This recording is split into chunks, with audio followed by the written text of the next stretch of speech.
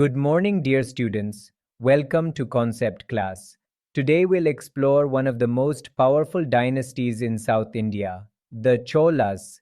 Their empire rose to glory between the 9th and 13th centuries CE. Founded by Vijayalaya Chola, with Tanjavur as its capital, the Cholas built a vast and prosperous empire. They became known for strong administration, magnificent temples, and maritime power.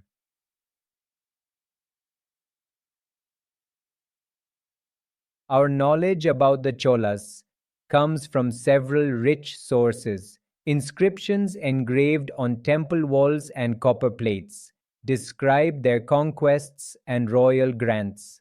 Chola coins and art give us insights into their economy and culture. Tamil literature such as Kalinga Tuparani praises their achievements, and foreign travelers recorded their impressions of this grand empire.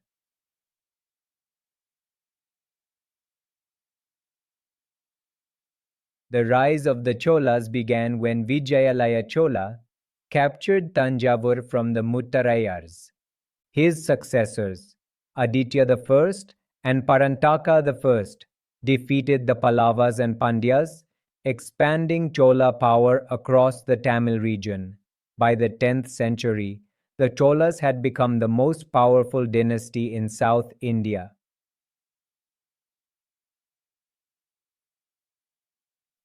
Rajaraja Chola I was one of the greatest monarchs in Indian history. He transformed the Chola kingdom into an empire through brilliant military conquests. He captured parts of Sri Lanka and the Maldives and built the magnificent Brihadeshwara temple at Tanjavur, a marvel of architecture that stands tall even today. Rajaraja was not just a conqueror, he was also an able administrator who organized his empire with precision.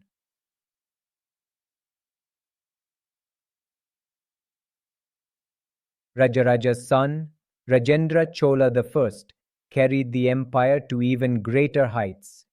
He conquered northern territories up to the river Ganga, earning the title Gangaikonda Chola, the Chola who conquered the Ganga.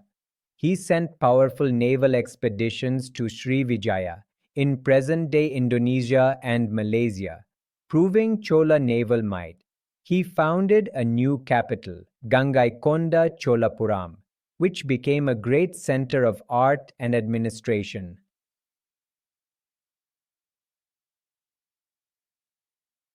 The later Cholas, like Rajadiraja, Rajendra II, and Kulotunga I, continued the legacy of expansion and prosperity. However, by the 13th century, internal conflicts and invasions weakened the empire.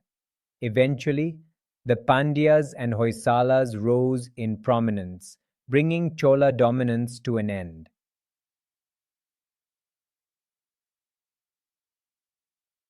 The Chola Empire stretched across most of South India, including Tamil Nadu, Kerala, and parts of Karnataka and Andhra Pradesh under Rajendra I. It extended to Sri Lanka and even Southeast Asia. Their vast navy helped them control sea trade routes and spread Indian culture abroad.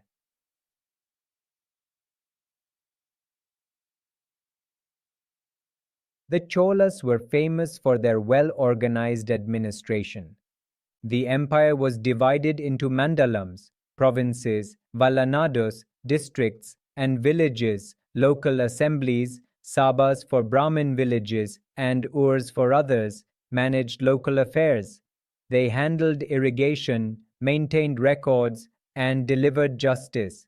Land revenue was the main source of income, collected with great efficiency.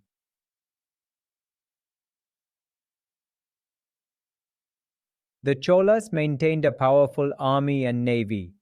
The army included infantry, cavalry, and mighty war elephants. Their navy was one of the strongest in Asia, dominating the Bay of Bengal. It ensured safe trade and enabled overseas expeditions to Sri Lanka and Southeast Asia.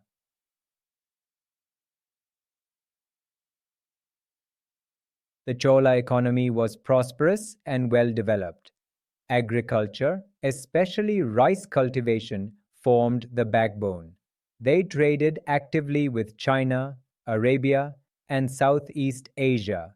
Major ports like Nagapattinam and Kaveripattinam were bustling centers of international commerce.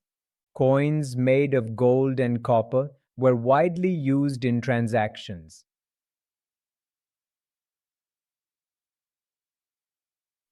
The Cholas were magnificent builders.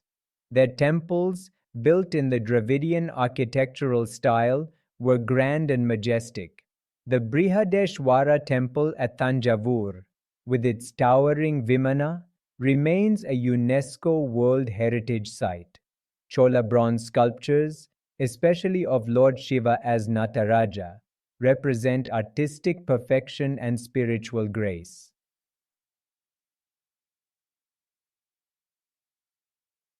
Hinduism was the dominant religion under the Cholas, especially Shaivism and Vaishnavism. Temples were not just places of worship, but also centers of learning, art, and economy. Women held an honorable position in society, and some even owned property. This made Chola society remarkably progressive for its time.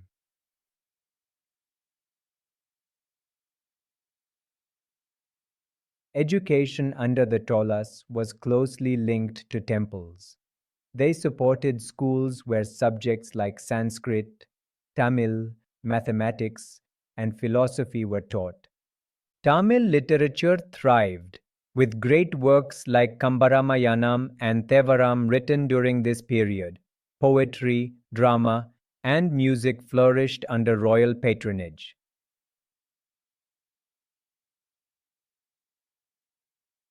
The Cholas were pioneers in international diplomacy and trade. They sent ambassadors to China and naval expeditions to Sri Vijaya and Sumatra. These contacts helped spread Indian art, architecture, and cultural values across Southeast Asia.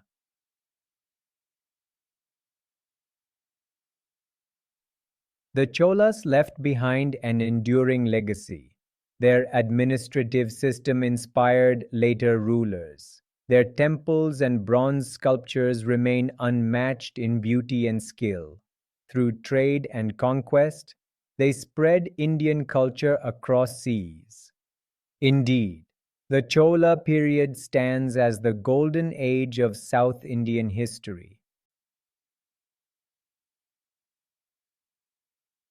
Thanks for watching this video. I hope you enjoyed our journey. Don't forget to like and subscribe our channel for more videos.